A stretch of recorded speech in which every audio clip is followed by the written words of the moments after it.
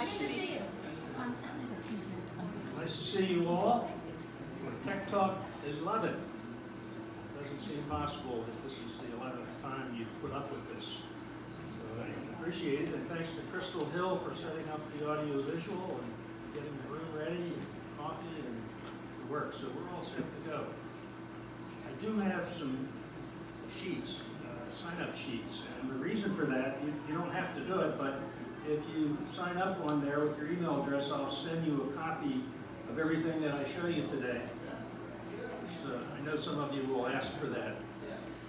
Okay, now I also, here in takeaways, every year I forget to tell you that you can sign up for my weekly newsletter, so I decided I'm going to show you this first.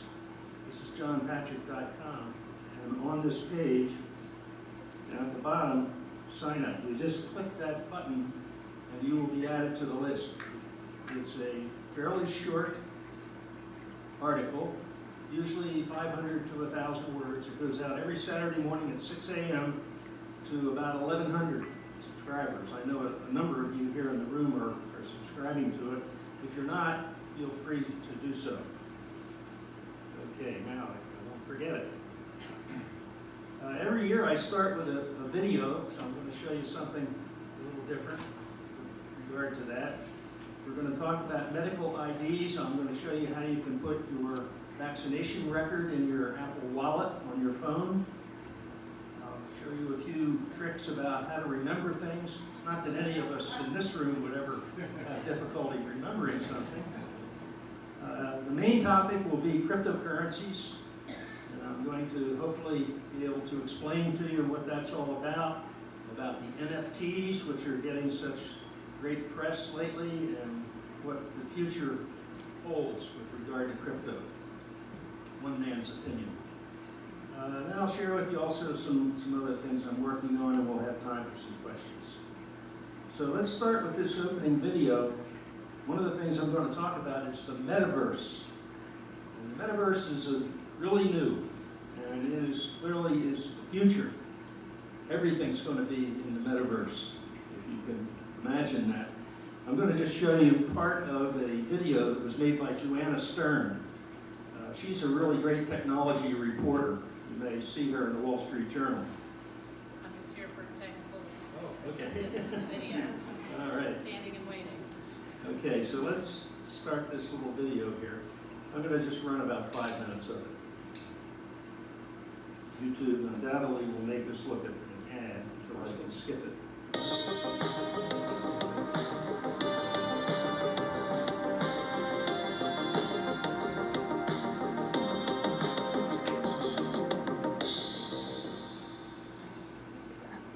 Now, the best way to understand the metaverse is to experience it yourself.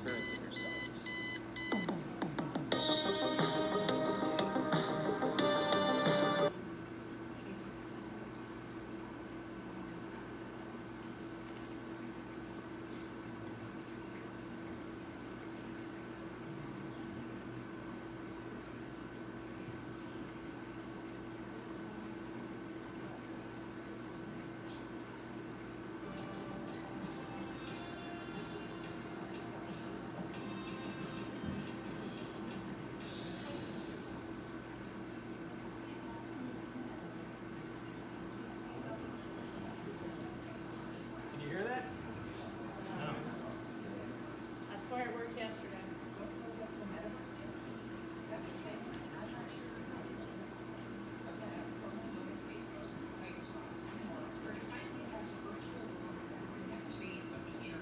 In this world, we have digital personas or avatars.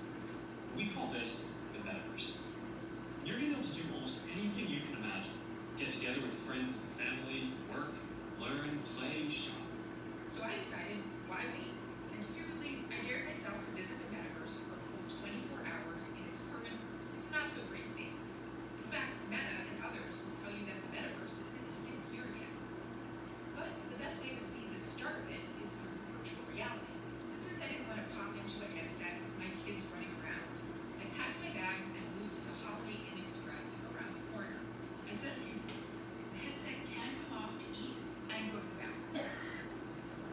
I attempted to sleep with it on. I checked my phone only if it was urgent.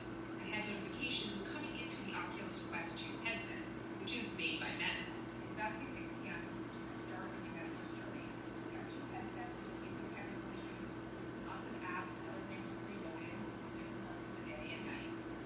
What was so wrong? Welcome to Beat Saber. Now cut the cubes in the arrow direction and match the color. That was too soon. Wait for the beat. Wrong direction. Wrong direction. She's very mean. I started with games like Beat Saber, since right now they're the most popular use of VR. And while many games allow you to play with others, I had no real friends to play Beat Saber with that evening. So I decided to go elsewhere for some social interaction. Altspace VR, an app that allows you to hang out with other avatars in virtual venues. Okay, customize my avatar for a night out. And yes, in the Metaverse, I'm gonna have short hair. I wasn't exactly prepared for what would happen next. As soon as I was in the public area, I started hearing people talk and chat, and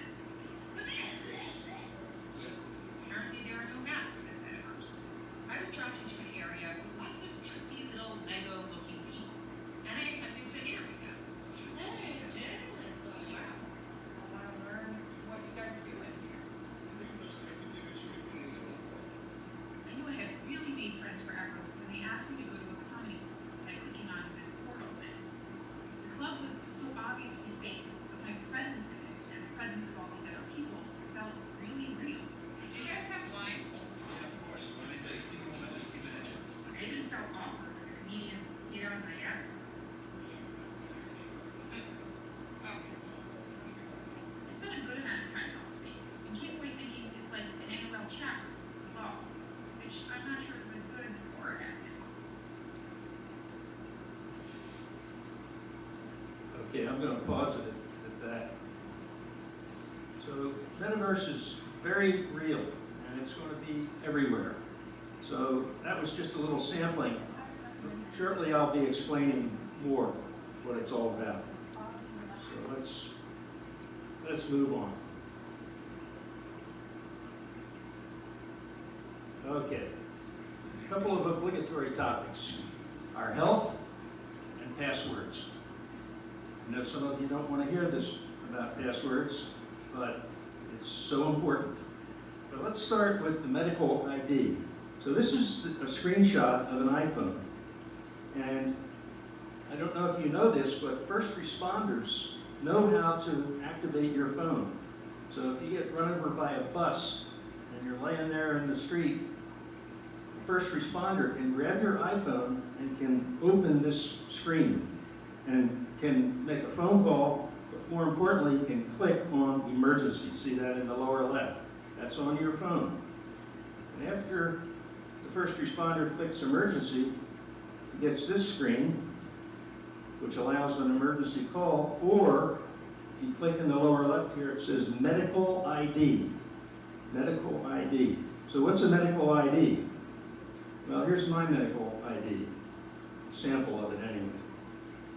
It has your name and how old you are. I'm an organ donor. I don't know if anybody would want my organs, but I'm signed up for it. By the way, if you haven't signed up for that, you can do it right in your iPhone. It shows your blood type, weight, height. It can show much more. All your medications, conditions that you might have, emergency contacts. There's my wife, one of my 4 kids, and so on. So update your medical ID using the Health app on your iPhone. Google Android has a similar thing. Most of the examples of things I'm going to be talking about are related to the iPhone. How many of you have Android? Some. So yeah, it's 80% or so iPhone. Google has very similar things, but with different names. Now, let me go a little further here with regard to the health information that's stored in your Health app.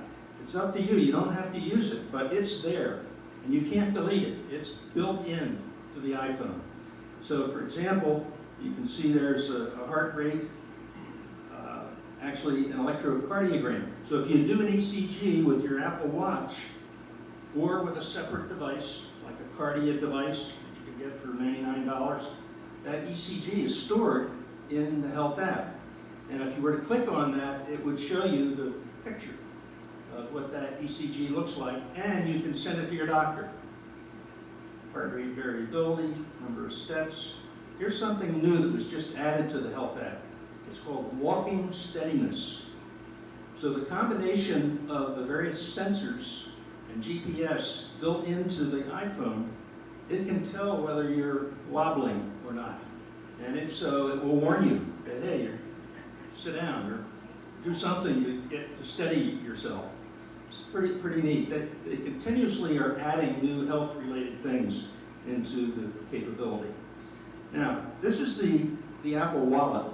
It's, again, built in to everybody's iPhone, but there's one new thing that wasn't there before.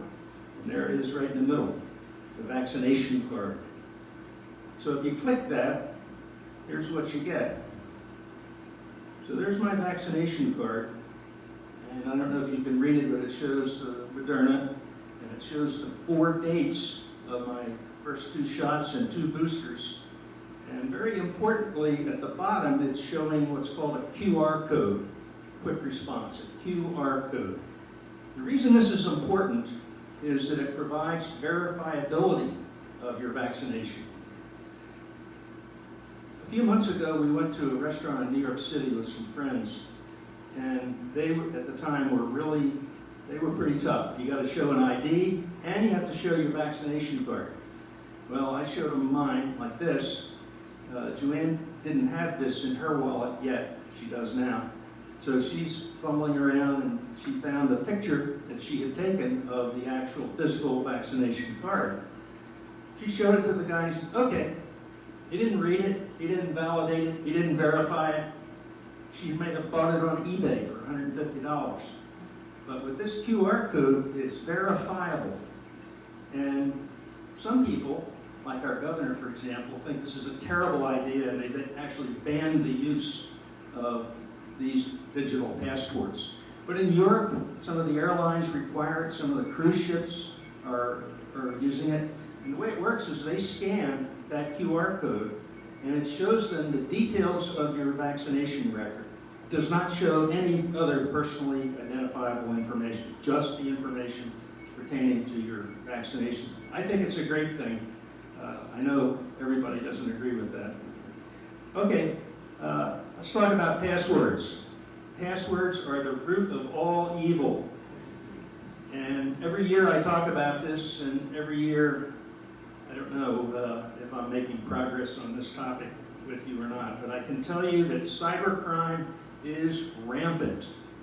Not only ransomware attacks and hacking attempts to shut down various servers that provide the infrastructure in our country, or e-commerce sites or medical sites, all kinds of sites. They're out there continuously hammering away, trying to break in to people's servers. Literally, there are millions of attempts per day at many sites.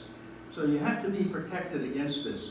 These are the types, a few of the types of things that happen. Spoofing, phishing, spear phishing, identity theft, distributed denial of service.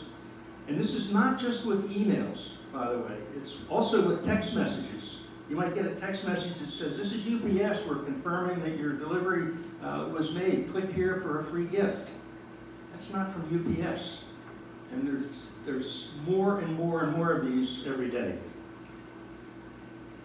If you get compromised, if your system gets broken into and all your friends get an email that says it's from you, but it isn't from you, then you have to go through remediation, which in the simplest cases, just change your password. That's the immediate, simple thing you should do. But also, change your password everywhere else as well. Your bank, your email servers, eBay, Amazon, any sites that you use quite a bit. Change them all. You can also open a case with the FBI. I did this for the case that I showed you last year where my wife had been spoofed. And I don't know if they did anything with it or not, but it's very easy to file something with them, and I think it's a good thing to do if you have a serious case. So here are the basic cautions that I'm talking about. Don't trust emails or texts that you read. Don't trust them. Be suspicious. Don't open any attachment unless you're expecting it, and you know what it is, and you know the person that's sending it. Otherwise, ignore it. If it's something really important, they'll try again. Hover over links. What does that mean? Well, let me show you an example. Here's an email I got just the other day. Folder here. 12:11, here it is. So here's an email that looks like it's from Amazon. It's using the Amazon logo. It says it's from Amazon. See right at the top left there, it says Amazon. Now, if you hover over that Amazon and click on it, look what happens. It's not Amazon. It's, I can't read it from here, but it doesn't matter. It's not Amazon. And the link that they're asking you to click on in the middle about your order, that's what I mean by hover. See what happened when I just move the mouse over it and hold it there? It pops up the address that's underneath of it. And the address underneath of it is queso pasa ecares something or other.com. It's not Amazon. So this is a classic example, and it's so easy for them to do this, to steal the Amazon logo and make it look like it's from Amazon or eBay or UPS, etc. So it's a really good idea to be cautious. And I do it a lot of times during the day. I see an email that I'm not familiar with. I just click over the address to find out who's it really from. Okay. Take passwords seriously. Not taking them seriously means that you're in the list of using one of the top 25 passwords. Here they are. I hope none of you see your password in this list.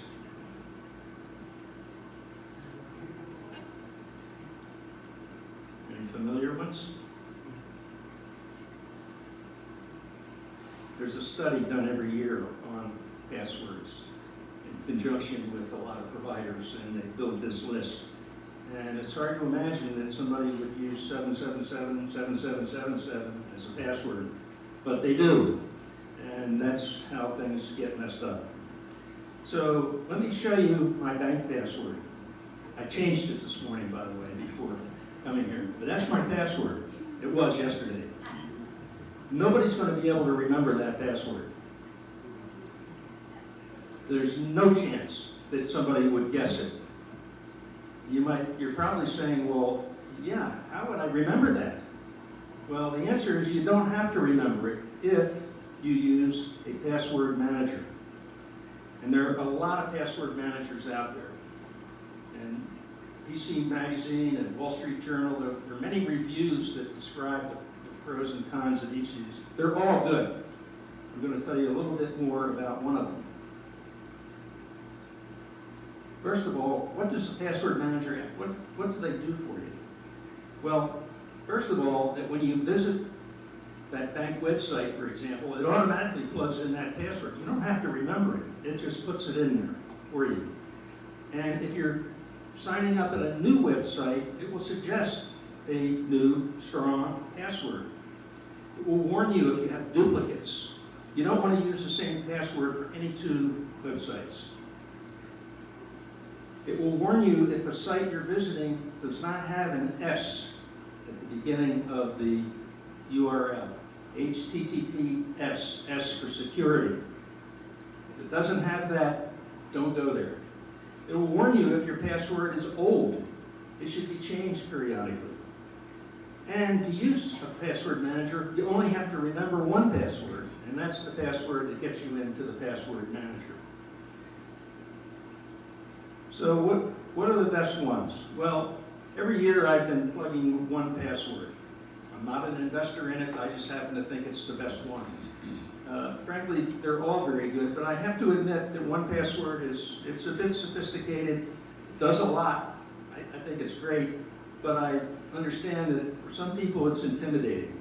And I know that because some of you have called me and I've helped some of you with one password, and was too intimidating. So I'm reversing my recommendation and now recommending Google Chrome Password Manager.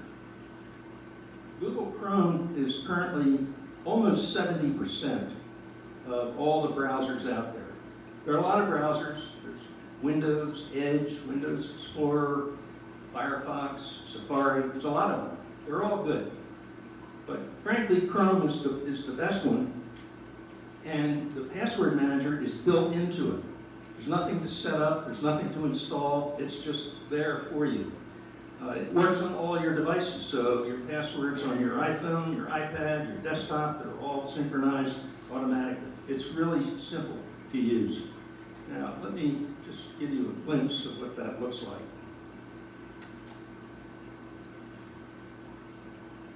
So to look at it, you go to passwords.google.com. It's that simple, passwords.google.com on your device, and it will show you a list of all of your passwords. Here I have 403 of them in there. And you can pick out one of them, and it will show you what the password is. It will let you change it. See, now it's making me sign in first, and it's using the password manager to sign in. So if my Google password is really long, doesn't matter. It plugs it in for me. Now it's going to open up the details on Airbnb. There's the password.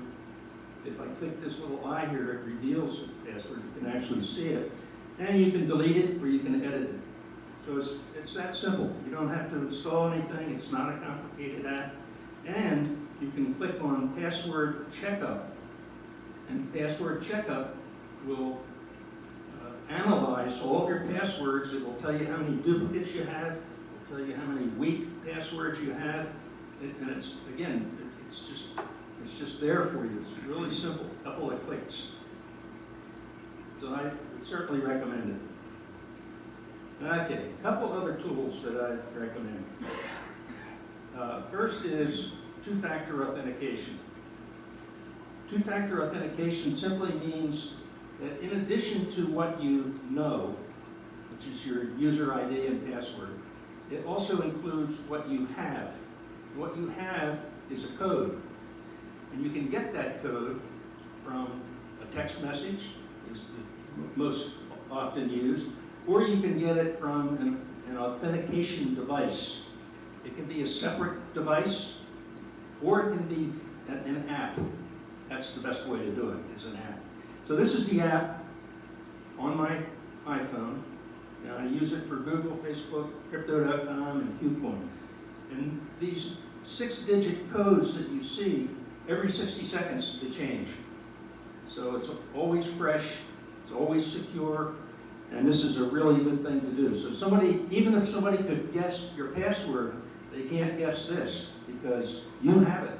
It's in your possession, it's in your phone, in your hands. Nobody else could use it. The other thing that I urge you to use are the biometrics.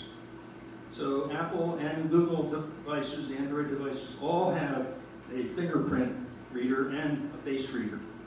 Now, Touch ID, is it possible that somebody else could be you and basically steal your fingerprint? It is possible. It's unlikely, but it's possible. How could they do it? Well, they could go someplace where you happen to put your finger and use a piece of Scotch tape and lift that fingerprint off, and then they dust it, and they can actually recreate your fingerprint. That's pretty tedious, and it doesn't happen that often. The odds of that happening are about 1 in 50,000. That's statistically the answer to that question. Face ID is quite different. Face ID puts 50,000 little spots around your face, and it can recognize you. Even if you have your glasses on, you can put a hat on, and effective today, a new update in the software allows you to wear a mask and still have it be able to identify your face. The odds of somebody being able to duplicate your face is 1 in a million, not 1 in 50,000. So ultimately, biometrics is going to be the answer. And eventually will get rid of passwords completely. Okay, privacy. Last year I said big changes would be coming. Well, they came, and they came from Apple. Apple really is the leader when it comes to privacy. Why? Because they're not dependent on advertising revenue. It's that simple. You know, it's all about the money. Facebook and Google are 100% dependent on advertising. So they are both very upset with Apple because Apple now introduced an opt-in feature so that any app on the device, whether it's Apple or Android, has an opt-in. Do you want us to track you? We'll give you better advertising if you let us track you. And you choose yes or no. Well, that has reduced advertising revenue at both Facebook and Google, but it has enhanced our privacy. Privacy is going to become more important when we get into the Metaverse. Talk about that in a few minutes. Okay, remembering things. Well, you know, there's so many great tools available on both Apple and Android. And I don't know about you, but some things I don't always remember. And so I use these tools, and they're so powerful. This yellow one here, this is Apple Notes. Apple Notes, right now I have about 700 and some notes, and they're organized by various categories. And just little things, you know, it can be an email that you received, and you might say, you know, this is really good information. I want to save that. I'm going to put that in my notes in a folder that's relevant to that particular note. So you can organize these folders, you can rearrange them, you can have subfolders, you can put a picture, you can put a movie, you can put anything in Apple Notes. And again, Android has a similar tool available. Also, there's an app called Reminders. And Reminders has folders, but they're more oriented toward lists. They're more oriented toward remembering to do things. For example, one of the folders I have here is movies to watch. Every day we get emails from Amazon and Netflix and others. Oh, you gotta watch this great new movie. Most of them I ignore, but once in a while I see one, yeah, I think I would like to watch that. So I'm not gonna watch it tonight, so I put the name of it in my movies to watch list. And of course you can have a grocery list, a medications list, and a today do list of things to do. You can see that I'm already behind what I've got to do today. Okay, then there's Remarkable. This is a remarkable device. It's called a Remarkable. I put it to the right of my computer, and I want to make a note, I just scribble on it. It feels like paper. It has a beautiful technology. This was developed by a startup in Oslo, Norway. It's called Remarkable. And you can take notes, you can erase them, you can convert them to text, you can put them in a folder. It's a very versatile device. I can always type something into notes or into somewhere that something comes up during a webinar or a conference call with someone. But I find it, I just reach over and just make a note. When I'm finished, I can easily erase those notes, or as I said, convert them to text and see. Feel free to play with this later. Okay. Now some topics that some of you have asked me about. I'll be fairly quick on these because cryptocurrencies is the big tent event here today. 5G and 6G. 5G is wonderful. Someday. I went down to Publix, and there's the T-Mobile shop there to the left of Publix. There's a big sign in the front window. It says, T-Mobile, 5G everywhere. I went in and asked the manager, do you have 5G in Palm Coast? Oh, no. Oh, I thought you had it everywhere. Oh, well, yeah, we don't have it here. We eventually. So, well, what does everywhere mean to T-Mobile? Well, that means that we plan to cover, by the end of next year, 75% of the top 15 metropolitan cities in America. That's their definition of everywhere. So it's going to be great. I have no knocks on the technology, but you don't have to be in a hurry. Meanwhile, the hardware is ahead of the implementation of the antennas that are necessary for 5G. So Apple just announced a new $429 phone. It has 5G built into it.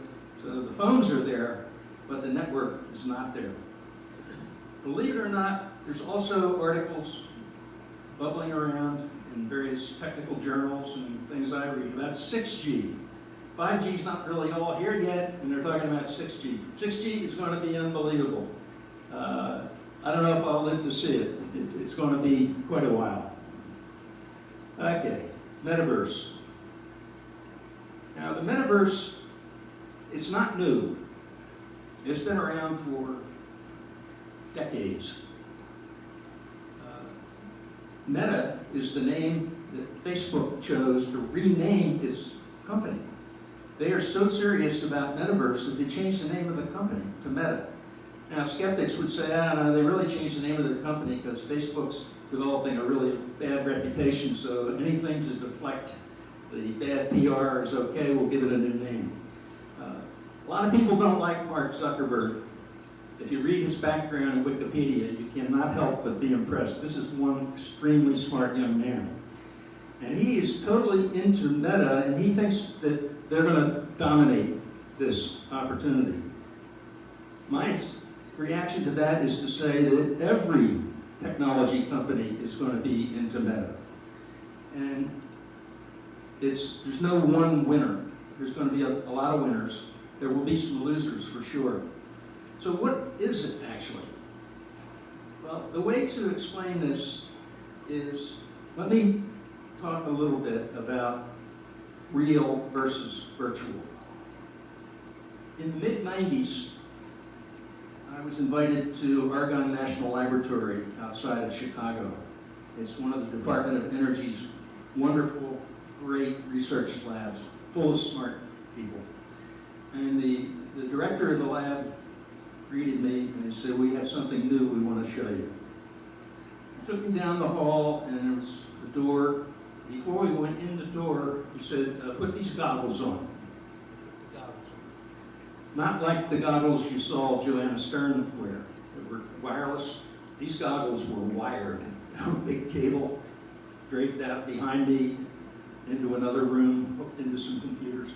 And then they gave me a pair of gloves. I put the gloves on, and they also had wires running down the hall connecting to computers. He said, okay, now you're ready to go. So he opened the door, we walked in the room, and over in the corner was this beautiful golden lab sitting on its haunches. He said, let's go over and see the dog. Okay, great. So we walked over to the dog. He said, pet the dog's head.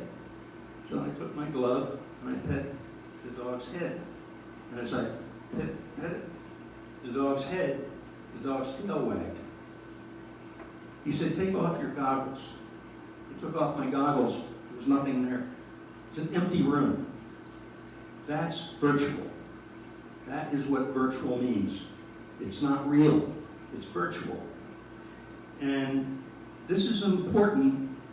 I think I'm Don Quixote on this topic, and I'll probably lose, but I'm trying to convince people, don't use the word virtual like the media has immediately adopted this word to mean remote. So Dr. Jane Goodall is going to speak virtually at Western Connecticut State University. The Ukrainian president will virtually address Congress. Oh, it's not going to be a real address? Is it going to be him? Yeah, it's going to be him. And people will see him. They will recognize him. They will hear him. They'll know it's him. It's real. It's just not local. It's remote. So the word virtual, in my opinion, is way overused. I would go so far as to say it's used improperly. A friend of mine here in Hammock Dunes, when I wrote an article about this, he informed me that over the last 20 years, a lot of words have changed their definition. Well, yeah, that's true. I'm pressing on with virtual versus real. And the reason that I make such a big deal about it is because in the metaverse, everything is virtual. It's not real. It's virtual. They're avatars. Did you see the party that Joanna went to? You said, well, there's people around. Hey, yeah, we want some wine. Those were not real people. They were avatars. In other words, they were digital people, like the dog. So one of the best examples of the metaverse is a company called Roblox. If you have grandchildren, you may know about this. I got my education on Roblox from my youngest of a bunch of granddaughters. She's 7. And on her iPad, she has designed a home that's exactly the same as their real home. Same shape, same color, same number of bedrooms, same location of bathrooms, a basement, etc. And she decorates it with objects that she purchases with Robux. Where does she get Robux? Pop-up, right? I send her $25 worth of Robux, a card. She uses that code and she makes purchases. She has an avatar that looks like her. She can buy new clothing for it. She buys a new hat that she likes, and she decorates the home. She has a car, and that's a virtual world. Roblox is quite an amazing company. I will confess it's my largest single investment, and it has gone from 140 to 35, along with all the other tech stocks that are down 50, 60, 70, 80%. No worries, they'll be coming back. So Roblox is a good example, but there are many others. Of course, Facebook now, Meta, is claiming to be the leader, but look out for Apple. Who knows how to make consumer devices like that headset where you're looking at the virtual world? Who could make a better headset than Apple? Right now, the best one available is from Meta, from Facebook.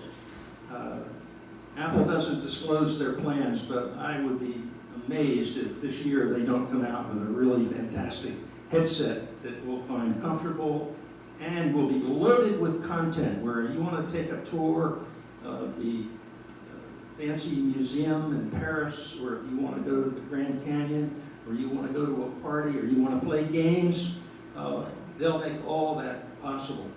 And it's not just games. It can be a virtual office, a virtual kitchen, virtual entertainment, engineering design, where you have multiple engineers wearing these goggles and they're sharing a design and collaboratively working on it in the metaverse. Education is obvious that that's going to have a huge role. So remote education, not virtual education, remote education will be a natural. Too bad we didn't have the metaverse in time for the pandemic. Healthcare, and in particular mental health. Mental health is a really complicated topic, as you know. It's a critical topic to our future. And yet it's way underfunded, it's not properly reimbursed, and the ramifications of mental health are terrible.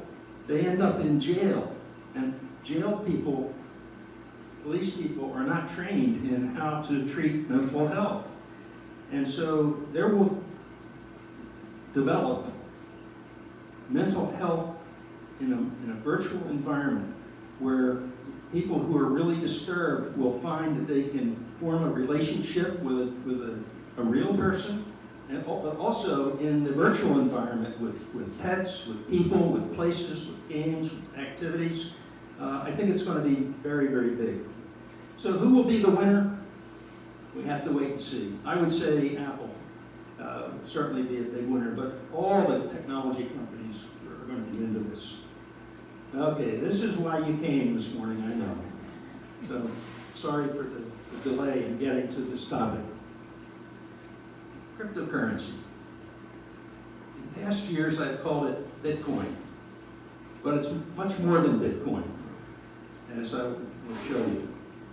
Cryptocurrency exists on a technology that's called blockchain technology. Blockchain is a technology I'm going to show you in a few minutes, a little bit more about how it works, but it's the underpinning. It's the infrastructure that makes it possible to buy and sell and trade and accumulate crypto. Crypto is nothing physical. I used to give out these little commemorative coins. Some of you in the room have them. One person in the room's former husband used it as a ball marker for playing golf. Another person called me when Bitcoin got to $50,000. He said, that Bitcoin you gave me, how do I cash that in? I said, sorry, sir. It's 1 ounce of copper. Whatever an ounce of copper is worth, that's what it's worth. It's probably $1.50. So there's nothing physical, it's all digital. The big operative here behind cryptocurrency is there's no central authority. This spooks a lot of people. How can it be real if there's no central authority? Who's behind it? Who am I trusting if I buy Bitcoin? And the answer is an algorithm. You're trusting the blockchain, a technology that allows Bitcoin to be created, to be stored, to be moved, to use for a purchase, to use for a trade, without a central authority. This is the attraction. Now, in the US, we all say, well, we have, our currency is what's behind it is the faith and trust of our government. Well, I don't have to say much more, right? And if you're in Venezuela or many other countries, it's a stronger yet reaction about faith and trust in the government. I saw one article that said that 75% of the currencies in the world are not trusted. So this idea of no central authority, if it actually works, is very appealing to a lot of people. And believe me, it does work. Now, Bitcoin, for example, has an ultimate inventory of 21 million. There will never be more than 21 million Bitcoin. When will that happen? Roughly by 2040, so a long time from now. So Bitcoin is continuously being mined, but it's not going to be overmined. It's not like a government which is turning the printing press on a little faster, print more, whether there's anything behind it or not. The way that cryptocurrencies are bought and sold and traded and used for various purposes is through what are called exchanges. So what's an exchange? Well, an exchange would be in the world of dollars and stocks. You might consider Fidelity, Charles Schwab, J.P. Morgan, Goldman Sachs, etc. Those are exchanges. They don't call them exchanges. They call them investment firms. In the world of crypto, they're called exchanges. And the exchanges offer a digital wallet. And the digital wallet is what you use to buy, sell, trade cryptocurrencies. Is it secure? This is a key question. How can it be secure when there's no federal government looking over it? Well, because it uses the most powerful tool in the world, which is encryption. I remember in the early 90s when some of us were trying to figure out how to make the web more useful, how to actually enable purchasing things on the web with a credit card. Oh my God, a credit card? You're kidding? You're going to put a credit card on the internet? How are you going to do that? Well, we're going to use encryption, the most powerful weapon available in the world. It scrambles everything, and nobody can unscramble it except the right person. Well, at the time, encryption was regulated by the Department of Defense. This was a problem. But a few of us got together and convinced Washington that it really should be under the regulation of the Commerce Department. Because if we don't do this, other parts of the world will do it, and we're going to be left out. So if we want to have e-commerce, if we believe e-commerce can strengthen our economy and make goods and services available to more people, then we need to have encryption, and we need it to be under the Commerce Department. And that was a successful effort, and of course, here we are. Amazon opened in 1995, and look at them now. So the digital wallet is the key to this, and I'm going to show you the digital wallet here in a minute. So it is secure, and it's also immutable. One of my favorite words, immutable. What that means is that if you put something on this infrastructure called the blockchain, if you put it there, you can't take it back. If you say, send $10 to my friend, then it's going to send it. You can't say, oops, I changed my mind. You can't change your mind. Now, some people say, well, that's great. You know, being immutable means that it's high integrity. Well, that's true. It would be nice, however, to be able to modify a transaction, and I believe that'll come later. Now, let me show you this report. I update this every week. So every Saturday morning, along with my article, I send this attached to it. And it shows, I call them gamut stocks, Google, Apple, Microsoft, Meta, Amazon, and Tesla. But also at the bottom, I have a section on crypto. So there's a couple of things to note here. Bitcoin is not the only cryptocurrency, but it's roughly $750 billion in market capitalization. In other words, the total of all Bitcoin that's out there adds up to 750 million. It's about 40%, well, 42.5% of the total. And then Ethereum, which is another crypto, very popular crypto, is 17.8% of the total. A lot of people think that Ethereum is going to leapfrog and become more than Bitcoin. They call this phenomena the flippening. Invented a new word, the flippening. The flippening means that Ether becomes more valuable than Bitcoin. I don't believe it, personally, but a lot of people do because Ethernet arguably is more useful than Bitcoin. That's certainly true in the short term. I think down the road that won't be as true. Now look at this next item here. Number of cryptocurrencies, 18,000. Now that was a few weeks ago. It's actually 18,500 and something now. Every day there's new ones created. Most of them are vapor. There's something that a college kid decided, I'm going to just create a new coin and I'm going to call it Doji. Or Shiba Inu. Name it after my dog. Literally a joke. But if you look at the top 100, let's say, of the crypto, it's real stuff with multi-billion-dollar capitalization.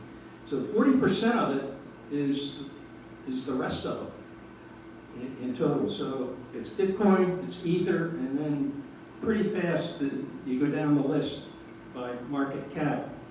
You pretty quickly get the things that aren't worth much at all.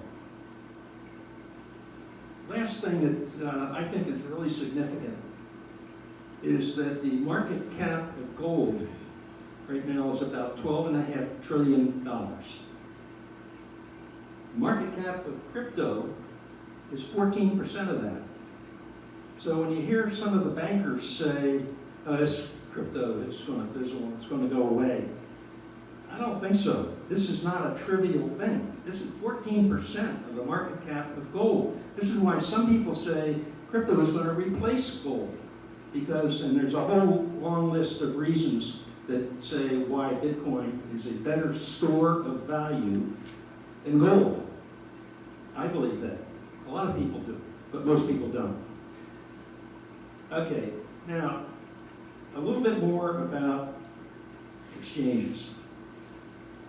I use three different exchanges. I actually use four. I'm going to just show you three of them. Coinbase, Crypto.com, and Gemini.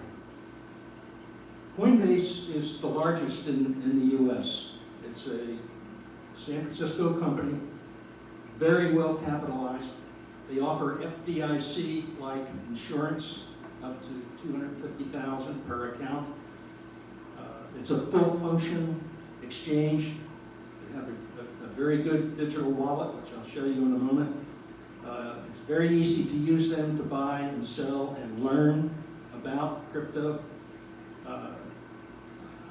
Somebody earlier asked me, if I just want to put my toe in the water and buy $20 worth of crypto, or maybe a few $1,000s worth of crypto, where would you go? My answer would be Coinbase.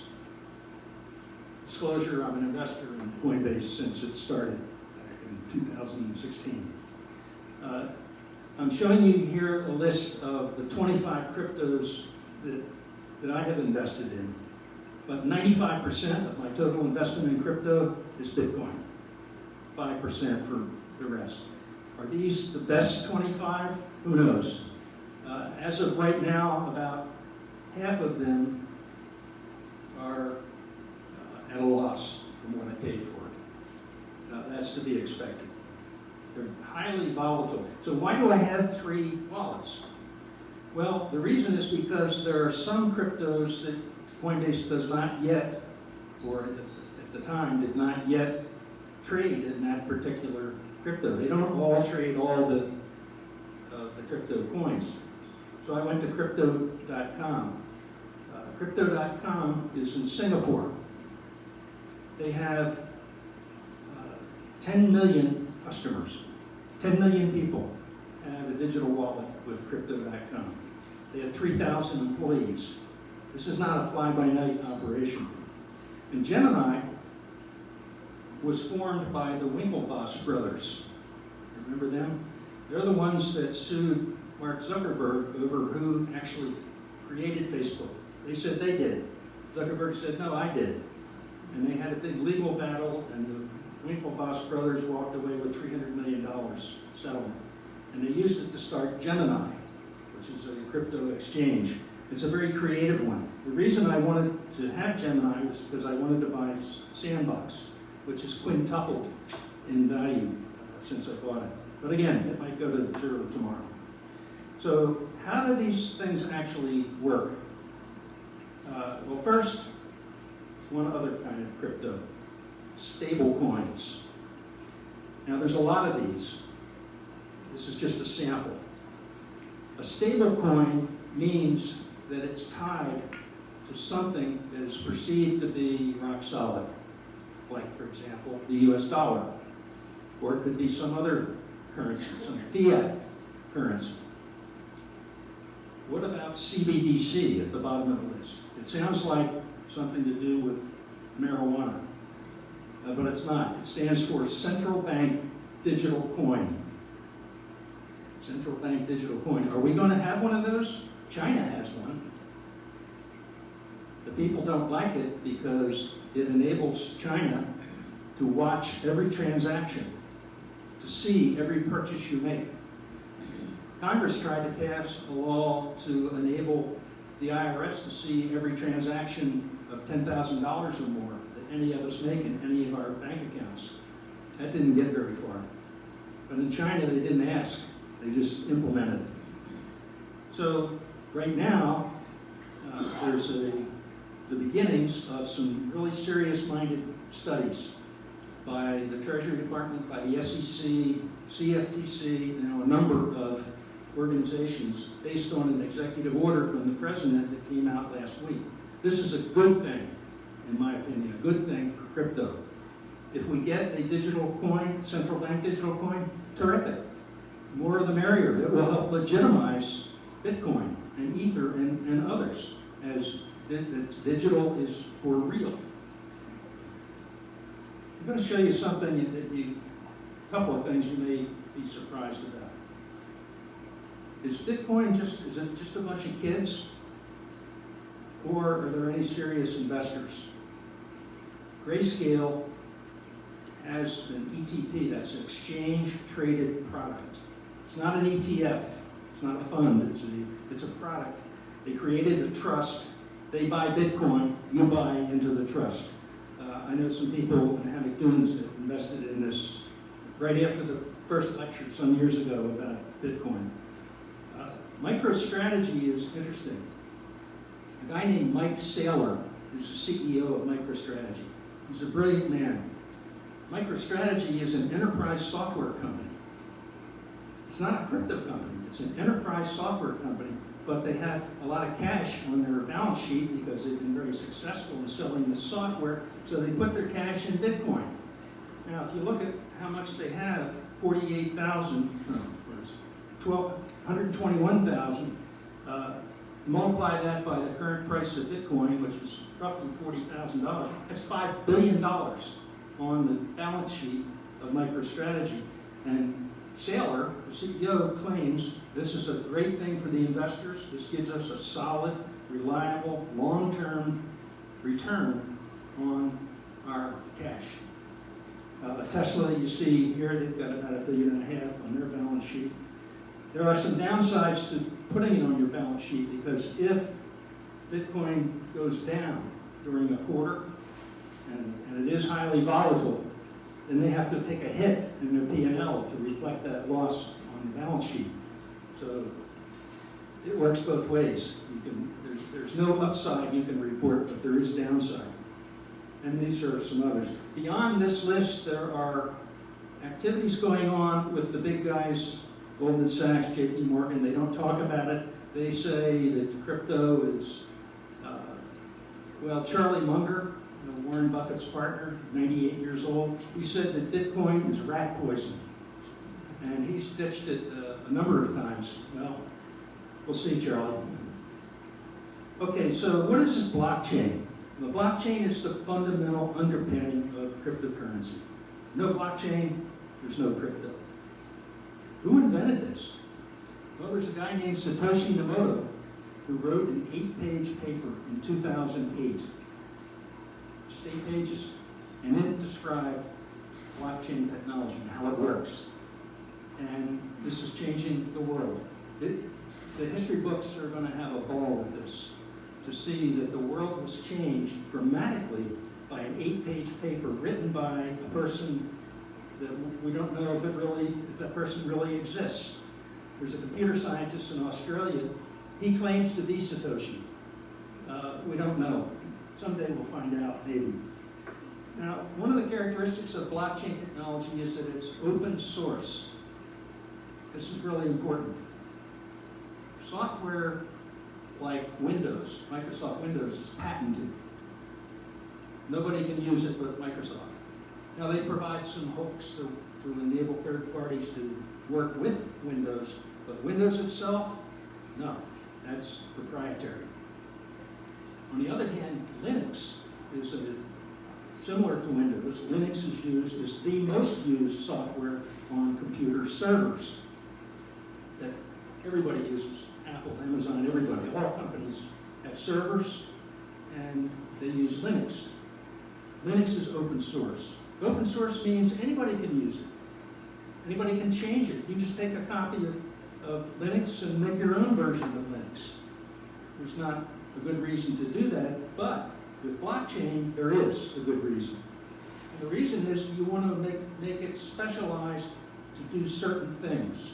In the case of Ethereum, the Ethereum blockchain, they started with the Bitcoin blockchain and they modified it to work with Ethereum, and they put features and tweaks and so on to it to allow it to handle certain transactions, business transactions.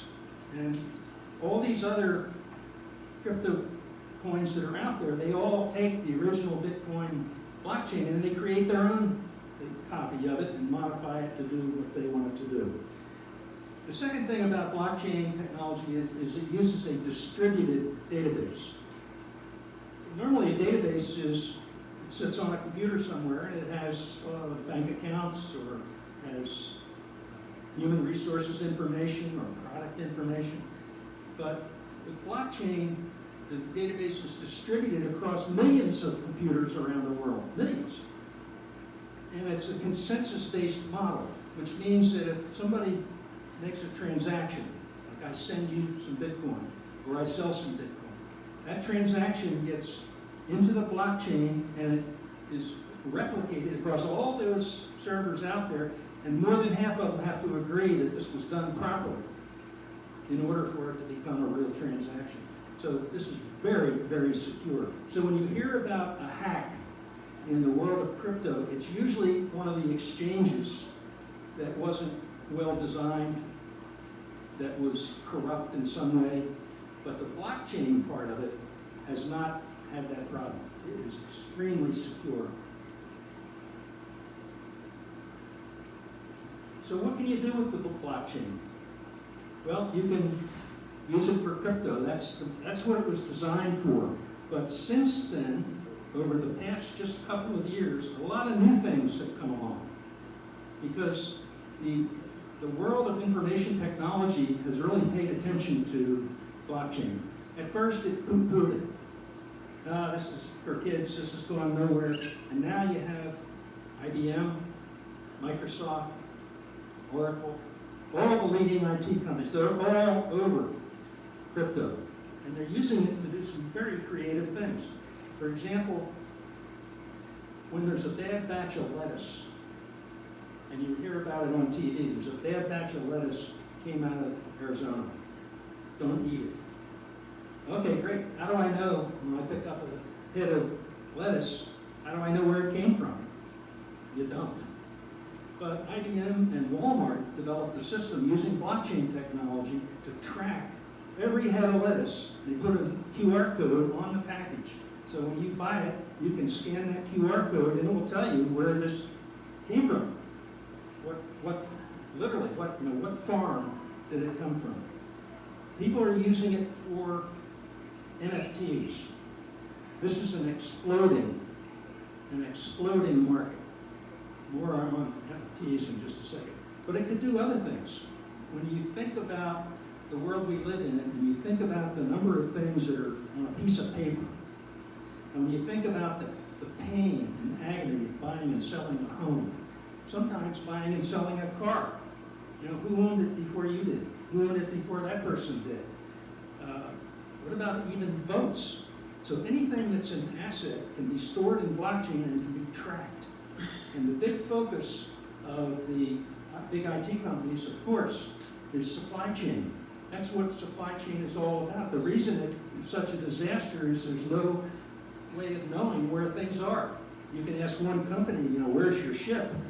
But when you look at the overall status of the supply chain, it's very hard to know what's going on. So these solutions that are coming out are going to modernize and streamline the supply chain. A term you're going to hear more and more about is DeFi and FinTech. Maybe you've already heard about that. FinTech is financial technology. DeFi is decentralized finance. And this is basically the re-engineering of the way the world of finance works. Converting it from a centralized, old-fashioned, not very efficient method into a very efficient, decentralized method. Can it work? Well, venture capitalists seem to think so. They have invested tens of billions of dollars in DeFi and FinTech companies. Most of them will fail, but a few of them will be a home run. Hard to know which one is which, but this is going to be, in my opinion, it's going to be really huge. This chart, you probably can't read all this, but the purpose of this is to show you what's going on here because of blockchain. Really three kinds of revolution. And again, I acknowledge that there are a lot of people who think this is hogwash. But I think this is the future, and it's happening. It's happening now.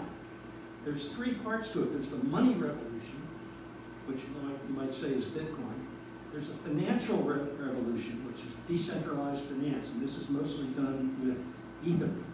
Ethereum is the coin. It's very similar to Bitcoin. And then the internet revolution, which is called Web 3. This is not very well defined at this point. It's basically the decentralization of information technology. Today, so many things are centralized at Google, at Facebook, at Oracle, and many other companies. In healthcare, the healthcare networks are getting big, and those healthcare networks are all centralized. Could healthcare become decentralized and work even better than it does today? I have no doubt about that. So these are the three kinds of revolutions that are going on. Now this is a second chart that's going to surprise you. Total payment methods as a share of global e-commerce purchase In other words, how do people pay for things that they buy? If you look at this, you see the green one at the bottom, that's cash.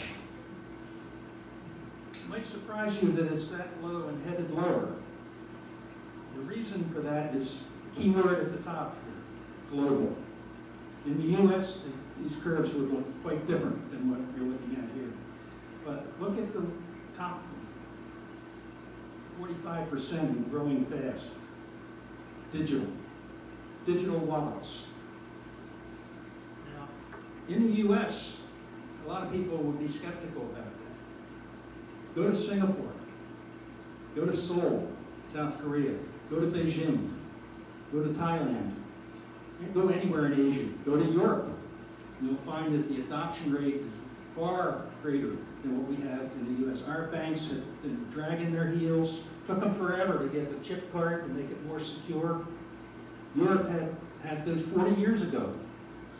IBM worked with them to develop the chip in the card for secure transactions in Europe. The US adopted it, 5 years ago. The other day I had an errand to run at Home Depot. I got there and I realized I forgot my wallet. I went to check out, paid with my digital wallet. I went to McDonald's, had a bite to eat, paid with my digital wallet. By the way, my digital wallet's connected to my watch, so if I want to pay, I just do a click, like that, and it pays. And I stopped at Publix to do some shopping. And I stopped at Walgreens. All those places take digital payments now. All you need is your watch. Or you don't have to have a watch, you can do it with your phone. It's much easier with the watch. So the US has been slow to adopt. I've been bugging Publix for years about, why don't you guys take digital payments? Well, I don't know, the headquarters doesn't want to do it. Guess what changed their mind? Pandemic, right? So now we have what's called contactless payment. It means you don't have to touch anything. This is good. You don't have to touch anything. You just click, put your wrist down, and off you go. So the numbers are going to change. Globally, they're already changing. I mentioned that one type of asset that could be tracked is a vote. Now, I know that there are a number of you in the room here that don't agree with me on this subject. I wrote this book called How Internet Voting Leads to a Stronger Democracy. I don't have any doubts about that, but the problem is there are a lot of people in America that don't want a stronger democracy. They don't want it to be easier to vote. And so this is a really uphill battle at this point. I won't go into any more of that at the moment. Okay, here's the biggie. NFTs, non-fungible tokens. So a token is like a cryptocurrency, like a coin. Fungible means exchangeable or interchangeable. You give me a $5 bill, I give you 5 ones, that's fungible. Funds are fungible. Non-fungible means it gets created and it's not interchangeable. So here's an NFT. So who did this? Well, an Nft Creator. Who are they? Well, there are millions of them. Young and old. They're artists. They're artists that know how to create incredible detail in a piece of art, and they call it an NFT. They make it an NFT, and they do what's called a drop, which means they drop it on a blockchain, and it becomes encrypted. So nobody can steal it, nobody can copy it. You can take a picture of it, just like you could go to the Metropolitan Museum of Art and take a picture of the Mona Lisa or a Picasso, and you can email it to somebody. Yeah, but you don't own it. You just took a picture of it. With an NFT, you can own it, and you can trade it. And believe it or not, they go up in value. And some of these things, you would just be amazed at how much they sell for. I think the record is something like 70 million. All of them are, I would say, on the expensive side. Let me show you some more NFTs. This one uses a GIF, graphic interchange, where it actually changes over time. Look at the detail on this. Could that be mistaken for Picasso? No? Okay. No, some kid did this. Or maybe some old guy like me did it. It's an artist who created it. I get an email every single day showing another NFT. Most of them I just hit the delete button, but once in a while I see one that is interesting and I save it, but I don't own them.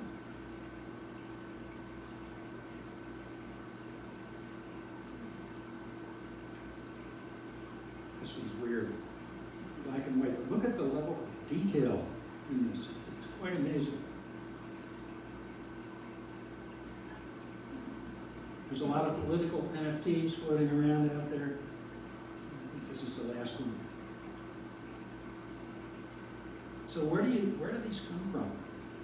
Well, they could be anywhere on a blockchain, but the dominant place for these is OpenSea. Let me show you OpenSea.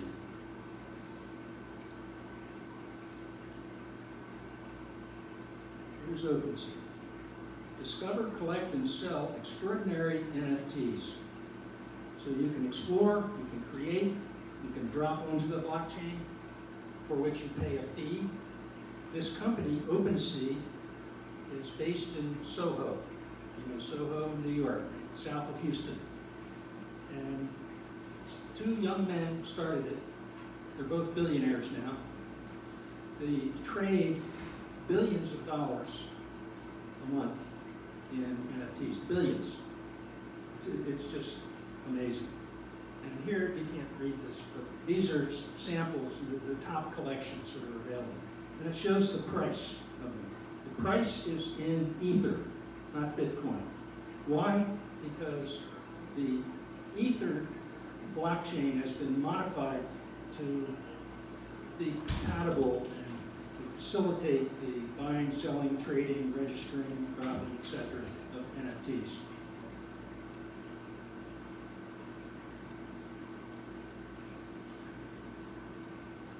So it's the real deal. You know, this is not fake.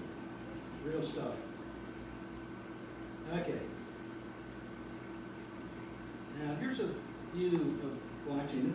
I'm not too proud of this drawing, but the idea is that somebody starts a transaction, either to buy an NFT, or to buy some Bitcoin, or to send some Bitcoin to a friend, or to send some Bitcoin to a retailer where you bought something.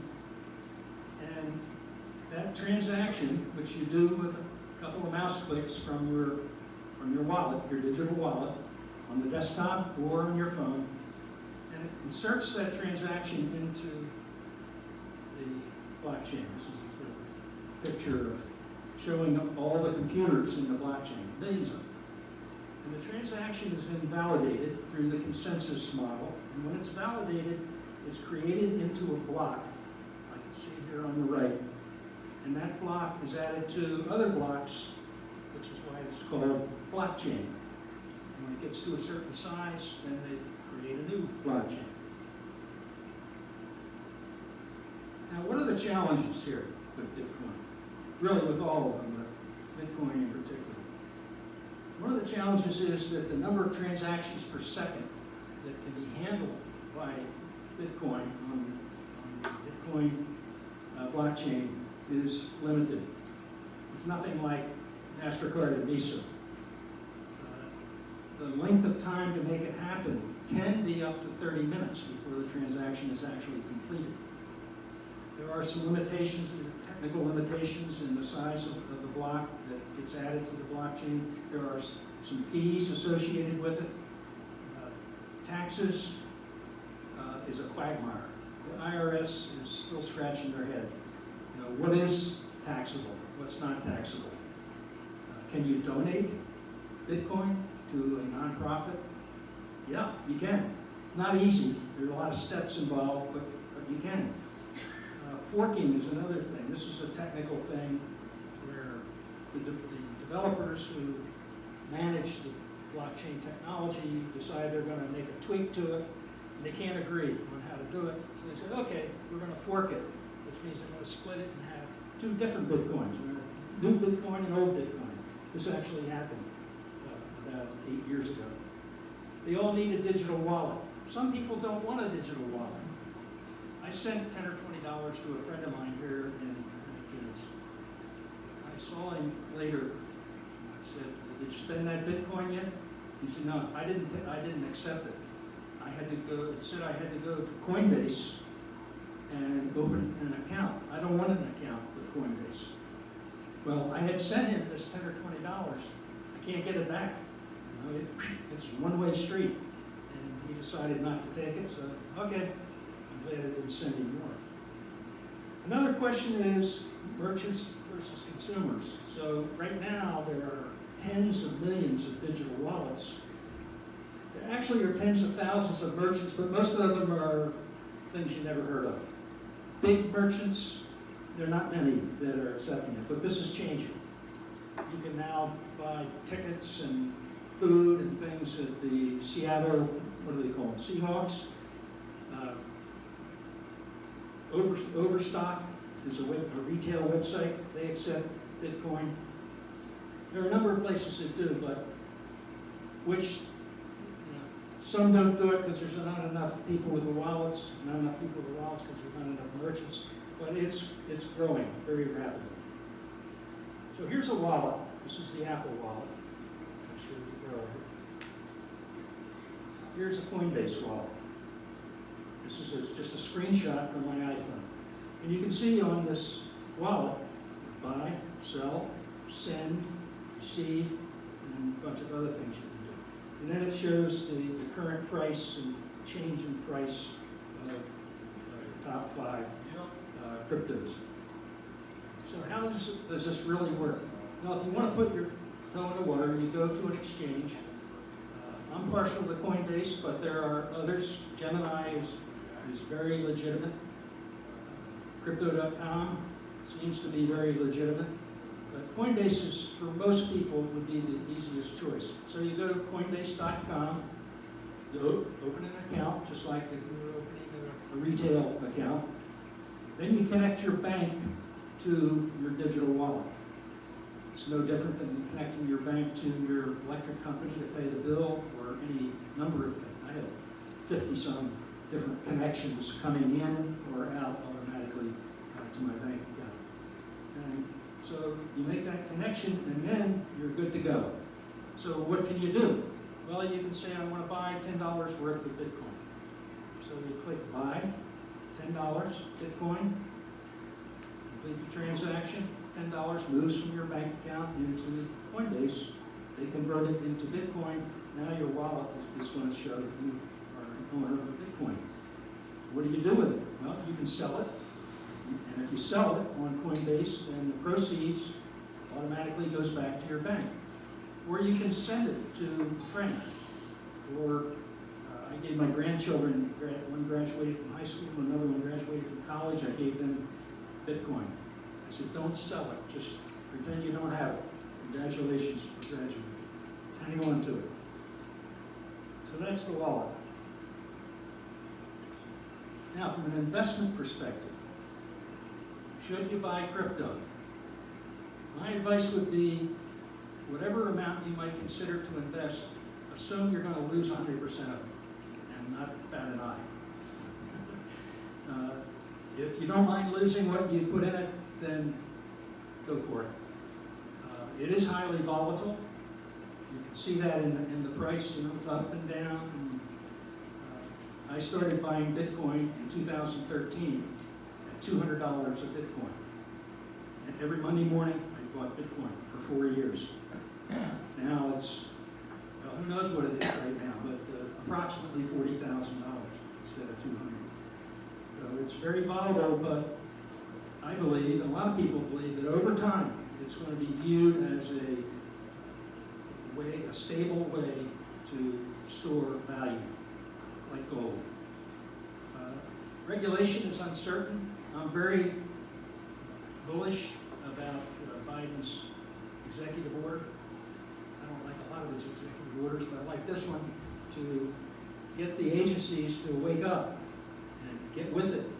The digital currency is not going to go away. So let's figure out how to regulate it. And by the way, they want it to be regulated. The CEOs of 7 crypto companies testified before the House Financial Services Committee. The House Financial Services Committee had a hearing that lasted 4 hours and 50 minutes. I watched every painful minute of it. The head of that committee is Maxine Waters. She's 83 years old, has no experience in finance or technology. And the committee has 54 members. I would say 35 or 40 of those members are clueless. Have no idea what crypto is about. But good news is about a dozen of them were younger, very visionary, had some tech experience, a lot of MIT graduates. The problem is they're young, so Congress works on seniority. That's why Maxine Waters is heading the committee. It's not because she knows anything about that subject compared to other people who know a lot about that subject. That's why Congress is so screwed up. They don't put knowledgeable people in charge of the key committees. They put seniority first. Okay, I'll get off my again with that. So it is volatile. Regulation is uncertain. China and Russia. China has already said we can't do any Bitcoin mining in China. Well, immediately all moved to the US. And people are setting up these Bitcoin mining operations near hydroelectric power, Niagara Falls, for example. And they're finding ways to make it more energy efficient. Russia, I'm not worried about them using crypto to get around their sanctions, but who knows what they might do. They might try to nuke it somehow, who knows. Crypto exchanges, there's more than 300 of them. These are, I would say, the top 5. Binance, I believe, globally is number 1. Coinbase, we talked about. FTX is extremely interesting. Sam Bankman-Fried. Sam's mother was a law professor at Stanford, Professor Fried. Sam's father was Professor Bankman, also a law professor at Stanford. Sam went to MIT, majored in physics. He's 26 years old, and he's worth about $26 billion. He's created this exchange called FTX. He was one of the 7 CEOs that testified before the House committee, and he was the most cogent, sensible, smart as can be person. Gemini, I talked about Kraken, is very big also. All right, a couple other quick topics before we get into Q&A. Facial recognition. A lot of the January 6th event, I wouldn't dignify it by calling it an event, but ended up on Facebook. So how smart can you be, right? You break a law, make a video of it, put it on Facebook. And facial recognition technology enabled law enforcement to identify pretty much everybody that was naughty. However, there's a lot of concerns about facial recognition. I think there's at least a dozen or more major cities have outlawed it. No facial recognition. Well, I think that's wrong to say no. It should be regulated, and companies that make facial recognition technology have been begging for regulation. But Congress can't get out of their own way. And so the cities are saying, we're just going to ban it. That's not a good idea. There might be somebody on the loose that could really cause some damage to themselves or to people or other forms of crime, and you want to find them. The UK has been great at this. And China, of course, is way off from the other extreme. They know everybody, where they are, and what they're doing. I guess my takeaway here is that deep fakes are going to become very widespread. A deep fake means that somebody modifies a video to say something that was not intended. So for example, you have a video of somebody making a speech and the person says, vote Republican. And these techies take that video, they change the audio to vote Democrat, same voice. They take the face and they model the movement of the lips and the jaw of that person so that if you're watching it, you are 100% convinced that that's what the person said. Now, last year I showed you the Queen Elizabeth Christmas greeting, and where she did some dancing and so on. It looked like her, it sounded like her, it wasn't her. So this is going to make the world complicated. And you know, one thing that's going on in Russia, of course, they're blocking all the coverage, they're blocking people that want to tell the truth. They put 14,000 people in jail, and they basically shut down every form of independent reporting. But techies are going to find a way around that. And part of it is going to be dealing with deep fakes. I want to comment just quickly on space. Starlink is a big deal. This is one of Elon Musk's ventures with SpaceX, the company. And it's low Earth orbit satellites. Ultimately, there's going to be tens of thousands of these satellites up there providing high-speed internet service. So Zelensky said, we have lost internet connectivity in some of our key cities. Elon Musk said, no problem. He sent him a truck full of the little satellite antennas, put in the backyard or on a roof, and gets high-speed internet coverage from Starlink satellites. This is great. This is going to make a lot of history. The big deal, Artemis is a project to get to the moon, get people to the moon, be able to live on the moon, and create capabilities there. Like, for example, if they can find ice on the backside of the moon, they can take that ice, which is water, and they can convert it into oxygen, which is rocket fuel, and use that rocket fuel to go to Mars. Elon Musk's plan is to use a starship. Let me show you a picture of a starship. This is mind-boggling. This is 200 feet tall. 200 feet tall. The booster rocket that goes underneath of it to give it that extra push at takeoff is 200 feet tall. So we've got a 400 feet tall rocket. It's going to take off.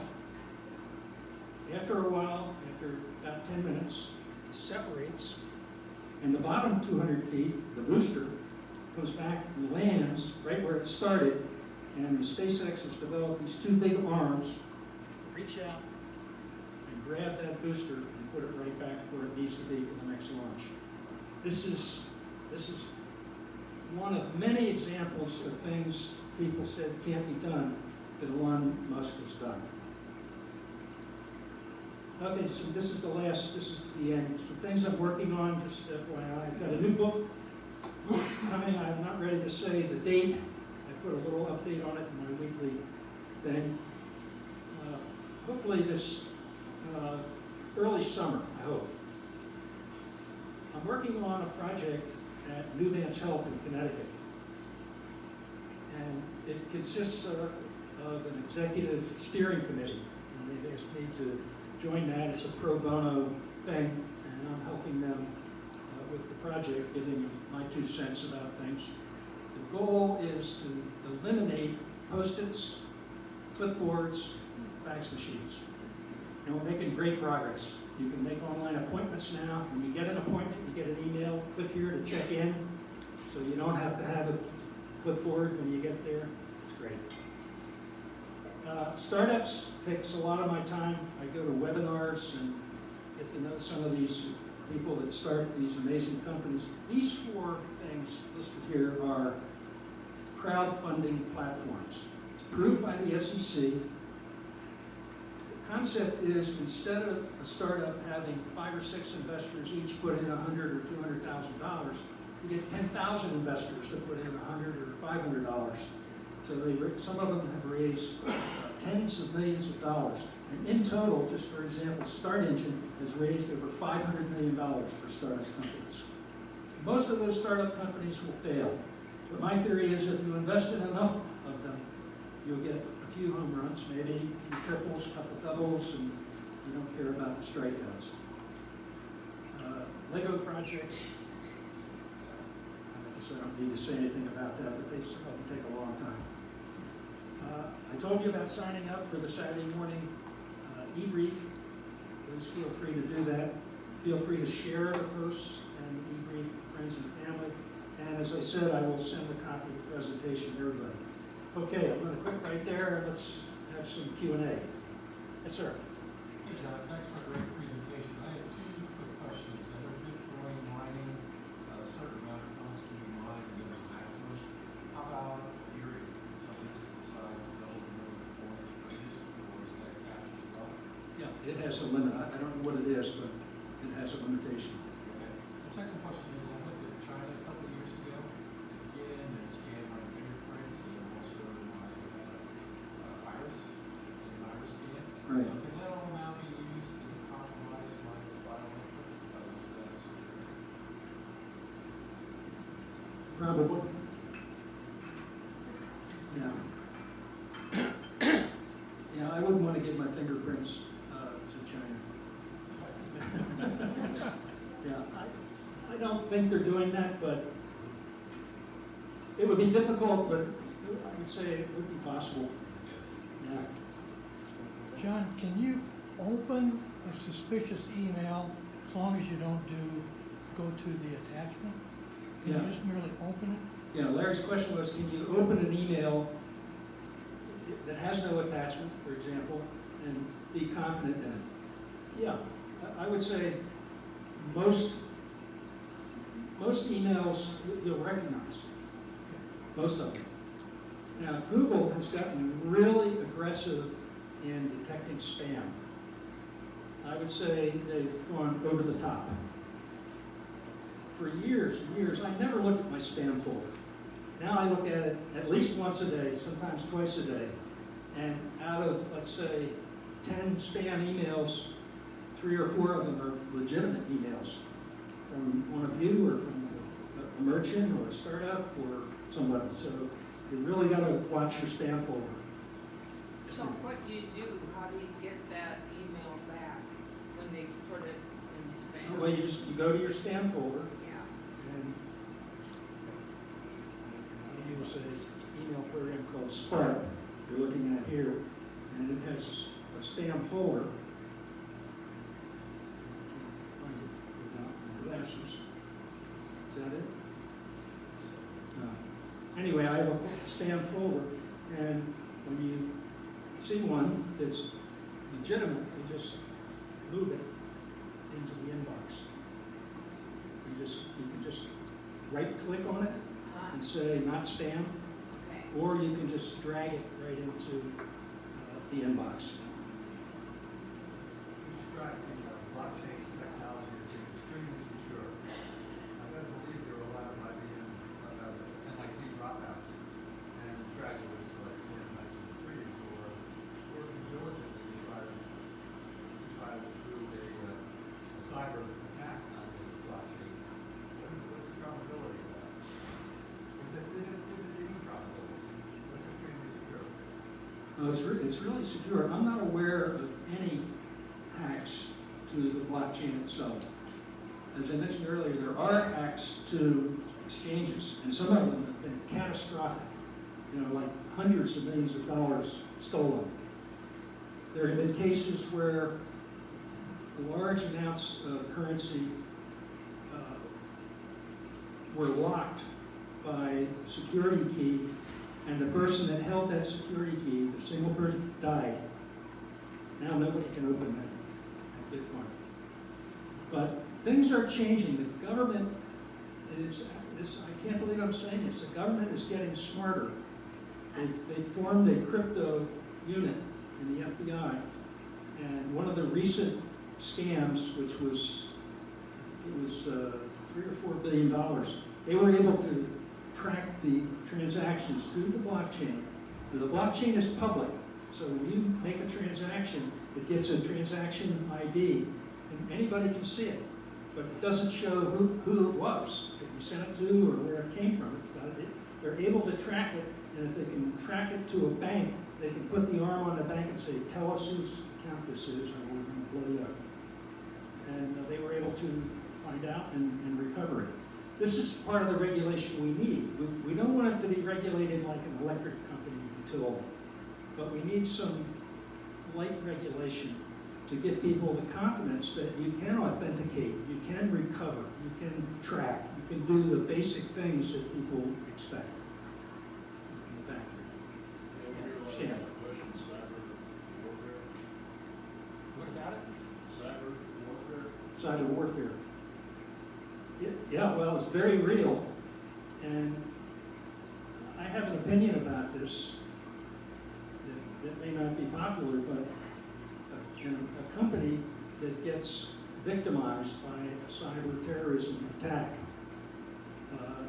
should be fired. You know, the hackers, the articles that we read, it's all about the hackers. The articles should be about the company. Why were they insecure? And they lead us to believe that a server, which is a computer holding data connected to the internet, that they can't be made secure. That's not true. We have tons of tools to be able to make servers completely secure. Do you ever hear of Amazon getting broken into, or Apple, or Google? No. And the technology and skills are out there. So some companies don't have the budget, so they cut their security expenditures. In some cases, they're just incompetent in that they don't follow the procedures, like the Equifax fiasco from a few years ago. The vulnerability that allowed the hackers to break in and steal all of people's data was due to a bug in a certain software program, and the bug was discovered, I believe it was by Cisco. They put out a bulletin across the world saying, this software has this bug and here's how to fix it and hurry up and do so. And they did nothing. So they didn't have a process in place to check on updates and keep everything current. So it is possible to have a completely secure server. I'll refer to Russia in the cyber war. What they can do to us. Can Russia? Russia can attack us. Oh yeah, yeah. And that's why we got to be ready, right? If I was running a company, I would be meeting with the chief information officer, not the chief financial officer. I'd be meeting with that chief information officer every day. Are you secure? Are there any updates you haven't made for some reason? You don't have the skill, or you don't have the budget. What do you need to make our servers secure? And not only that, but when it's critical infrastructure, they're not telling the government that this happened because they're embarrassed and they don't want to get bad press. So that makes things worse.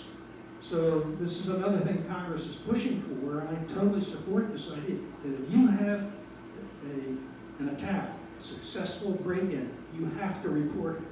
So that the government can look at it, analyze it, and share it with everybody else and say, hey, this is real, fix it now, immediately, right this minute, fix it. Yes, ma'am.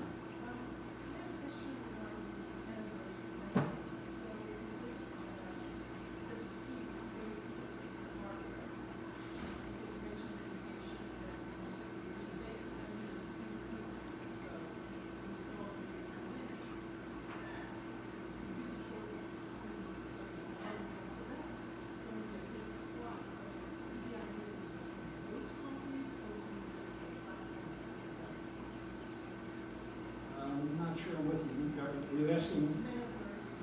How do you access it?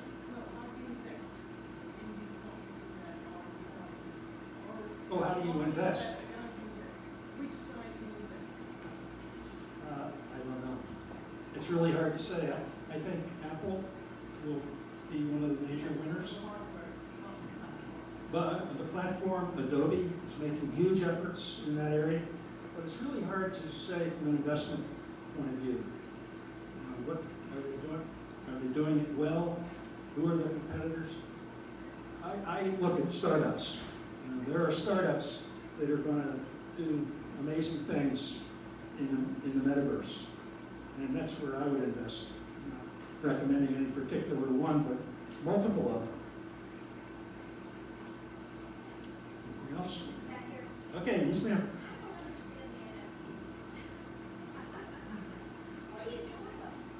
What do you do with the NFTs? Well, what do you do if you have a Picasso painting? I put it on my wall. Put it on the wall. So, Brag about it. And I look at it. and brag about it, right. So what people do with it, some people take an NFT that they think is really neat and they want to put it on their website as their, welcome to our little company, this is our symbol. Another person may actually get not a screen like this, but a flat panel screen, put it on the wall and display an NFT, a piece of art. Bill Gates was renowned for when he built his $50 million house on the lake in Seattle. It was full of these flat panel screens on the walls, and the artwork kept changing. So that was a good experience for a lot of people. The thing is, you own it. What good is it to own a Mickey Mantle baseball card? Well, that's how eBay started, trading baseball. That's all they had, was baseball cards. Now they have billions. Some people like the idea of ownership of a particular painting. And this is just becoming digital, like everything else in the world. So you've got a digital NFT, and I own it. I could own a series of them. And they could go up in value, and then I could sell them. Or I hold them, pass them down through generations, hang them on the wall. Yeah. Yeah. Okay. I think I wore you out. Thanks very much for your attention. Thank you.